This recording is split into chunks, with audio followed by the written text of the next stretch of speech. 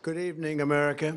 11 months ago, I inherited a mess, and I'm fixing it. When I took office, inflation was the worst in 48 years, and some would say in the history of our country, which caused prices to be higher than ever before, making life unaffordable for millions and millions of Americans. This happened during a Democrat administration, and it's when we first began hearing the word affordability. Our border was open, and because of this, our country was being invaded by an army of 25 million people, many who came from prisons and jails, mental institutions, and insane asylums. They were drug dealers, gang members, and even 11,888 murderers, more than 50% of whom killed more than one person. This is what the Biden administration allowed to happen to our country, and it can never be allowed to happen again. We had men playing in women's sports, transgender for everybody, crime at record levels with law enforcement, and words such as that just absolutely forbidden. We had the worst trade deals ever made, and our country was laughed at from all over the world.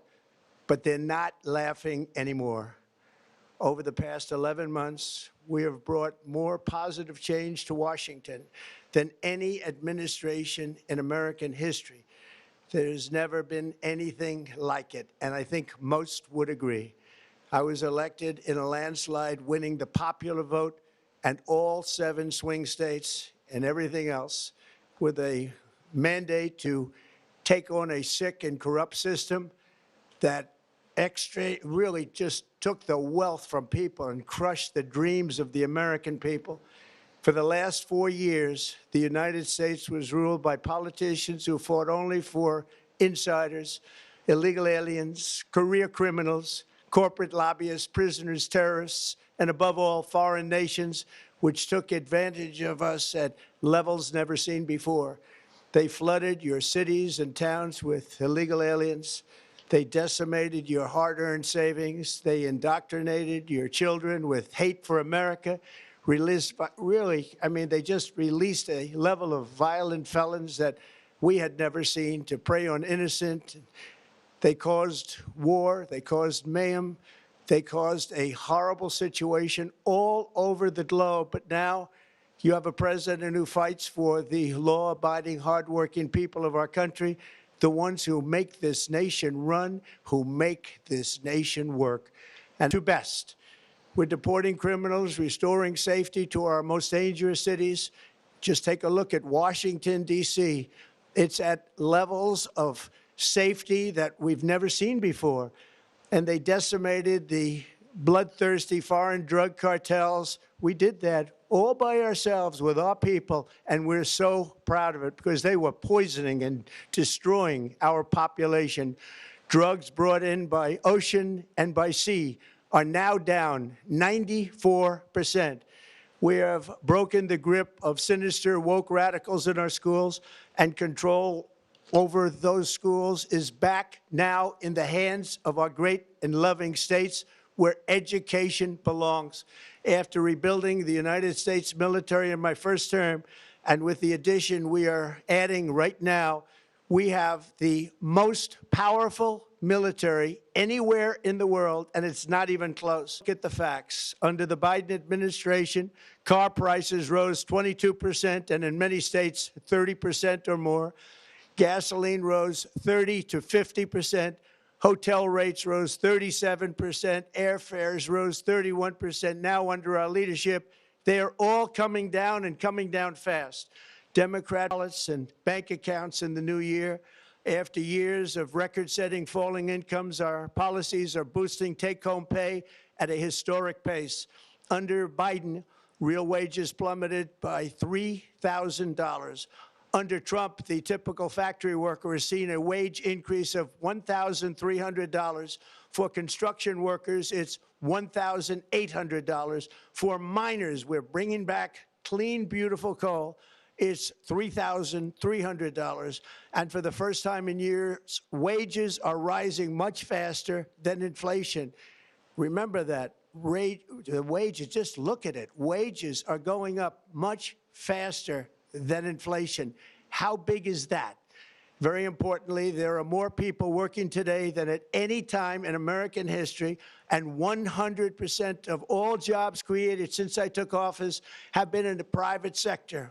Think of that. 100% of all jobs have been in the private sector rather than government, which is the only way to make a country powerful and great. Next year, you will also see the results of the largest tax cuts in American history that were really accomplished through our great, big, beautiful bill, perhaps the most sweeping legislation ever passed in Congress.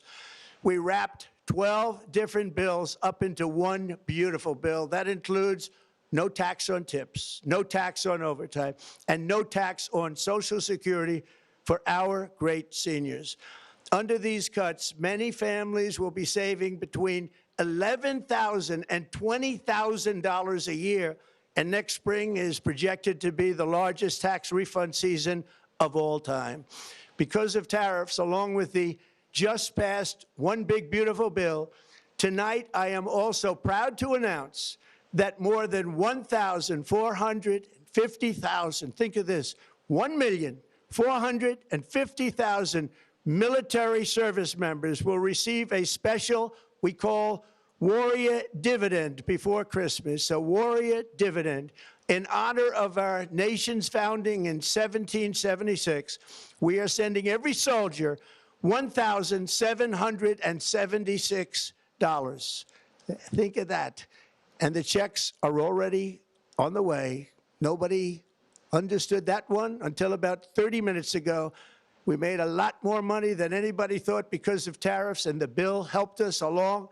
Nobody deserves it more than our military, and I say congratulations to everybody. And by the way, we now have record enlistment in our military, and last year we had among the worst recruitment numbers in our military's history. What a difference a year makes. In addition, I'm doing what no politician of either party has ever done, standing up to the special interests to dramatically reduce the price of prescription drugs. I negotiated directly with the drug companies and foreign nations, which were taking advantage of our country for many decades, to slash prices on drugs and pharmaceuticals by as much as 400, 500, and even 600%. In other words, your drug costs will be plummeting downward, and I used the threat of tariffs to get foreign countries who would never have done it to pay the cost of this giant dollar reduction. They stopped ripping us off, and it began as of 4 days ago. There has never been anything like this in the history of our country. Again, I want the money to go directly to the people so you can buy your own health care. You'll get much better health care at a much lower price. The only losers will be insurance companies that have gotten rich, and the Democrat Party, which is totally controlled by those same insurance companies. They will not be happy, but that's okay with me, because you, the people, are finally going to be getting great health care at a lower cost. Another major focus is the cost of energy. For years, the radical left Democrats exploited the green energy scam as an excuse to funnel many billions of dollars into their own massive slush funds, as their energy restrictions drastically drove up prices, and they drove them up at record levels. Electricity costs surged 30 to 100% under Biden, and the typical family lost $5,000 to $10,000 in higher energy costs. Think of that, $5,000 to $10,000 you lost. On day one, I declared a national energy emergency. Border invasion.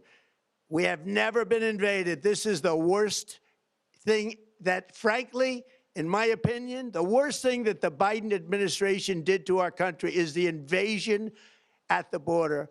The last administration and their allies in Congress brought in millions and millions of migrants and gave them taxpayer-funded housing, while your rent and housing costs skyrocketed. Over 60% of growth in the rental market came from foreign migrants. At the same time, illegal aliens stole American jobs and flooded emergency rooms, getting free health care and education paid for by you, the American taxpayer.